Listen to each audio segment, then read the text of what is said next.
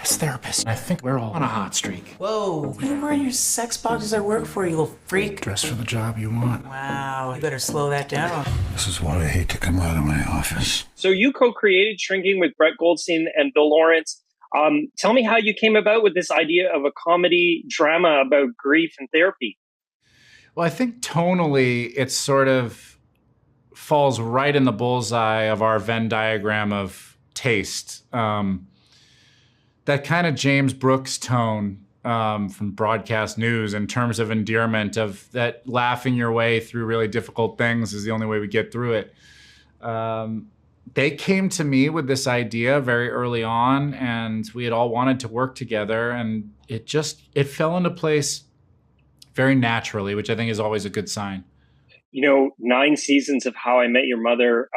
Was it easy to get back into the sort of rhythm of a TV show, Jason? The rhythm of this is actually very different. It feels much more like a movie. TV really changed in that decade since How I Met Your Mother has been off the air. I think that that schedule was crazy. We were shooting an episode a week, and Shrinking feels much more process-wise like a movie. We shoot over 6 months, and we take our time and we try to make it as real and dramatic as possible while also having big set comedy pieces. So it reminds me a little more of working on the Forgetting Sarah Marshall type things. Yeah, it's funny that you mentioned Forgetting Sarah Marshall. I'm wondering, what advice would your character Jimmy have given Peter from that movie? Oh man, yeah, Peter needed a therapist, didn't he? I hadn't thought of that combo either. Yes, Jimmy definitely would have kicked him in the butt a little bit and told him it's time to move on. How do you balance? There's moments of real laugh out loud funny in Shrinking. And then there's moments of real tenderness and heartbreak. How do you balance the comedy and sort of the tears? To me, the approach is that it's all one thing. Even within a scene that is dramatic, I try to find the laughs. We try to find the laughs. And within a scene that's funny, we try to find these real moments that cut through. Because I do think that it's a little like boxing someone who keeps switching stances. You keep the audience off kilter, and they don't know which punch is coming and from what direction, and so you're sort of forced to take it all in. Harrison Ford, wow, so cool that he's part of this. And I had to really rack my brain to think about a movie where he's been kind of funny. I mean, and he's really good at being funny. So what's it like? How did you get him involved?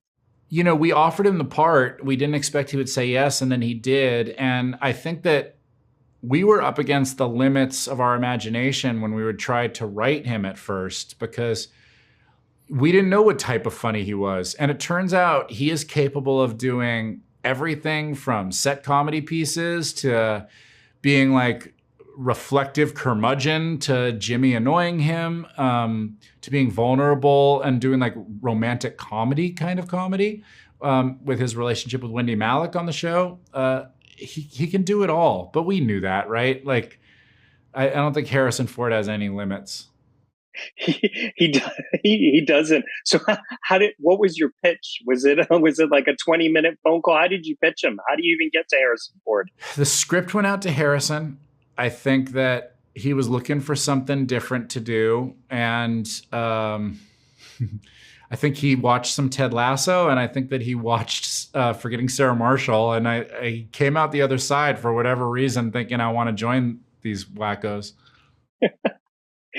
Your character, Jimmy, he dispenses some really fun, sort of out there advice, especially in season 1.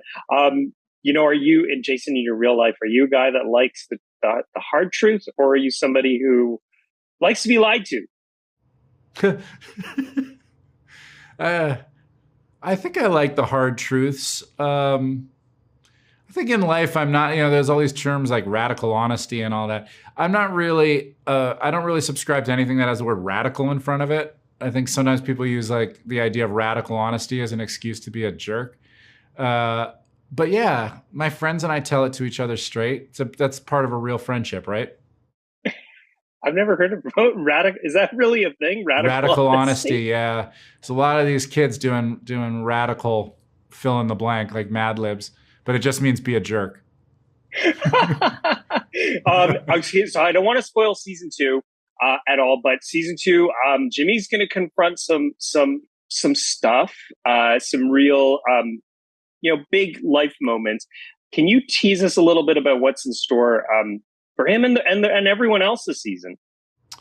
Yeah, the theme of this season is forgiveness, and I think that part of what it means is that in order to move forward, which would be the next stage of grief, you first have to get through this period where you let go of the stuff that's been holding you back. And there's sort of a woo-woo approach these days to letting things go, of just that somehow you're going to energetically set things down.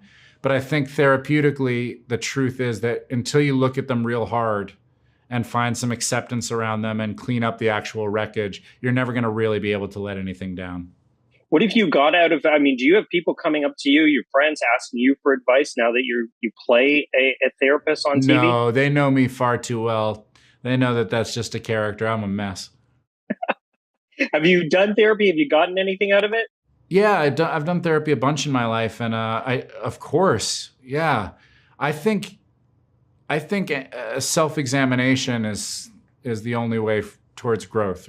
You know, what is it? The unexamined life is scarcely worth living. I think that's true. Yeah, that's what I'm going through right now. I'm Jason, 25 years, man, since Freaks and Geeks. You've done so many cool things over your career. Loved Forgetting Sarah Marshall, loved The Muppets, loved I Love You, Man. You had Rush in there. That was super cool. What's your kind of creative approach been throughout your career? You've done some pretty interesting things, comedy, drama, all spectrums. It's interesting, man. Like, I haven't been very strategic in my approach to my career, which I think is both a good thing and a bad thing. But I never really tried to capitalize on successes. Instead, I try to figure out what is interesting for me to try next. And sometimes that's not interesting to other people. Jason Segel wants to try dramas now. I don't care, But for me, it's important to find these things out about myself. And over 25 years, it's led me to a pretty interesting collection of stuff that has helped me learn about myself. Yeah, I loved Our Friend, the one with you and Casey and Dakota. Thank you. That was a great one. Okay, before I let you go, do you have an ideal ending in mind for Jimmy?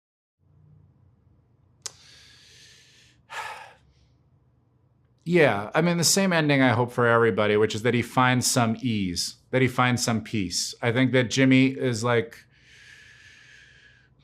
a lot of shame and a lot of guilt and also a lot of sadness because he's lost his partner. And I think that Jimmy truly being able to move forward into a new stage of his life and find some ease would be a wonderful way to end the show. Alice is worried about me. It's rough to realize your kid knows how fragile you are. Paul, do not do that. How are you so strong? I'm not fragile.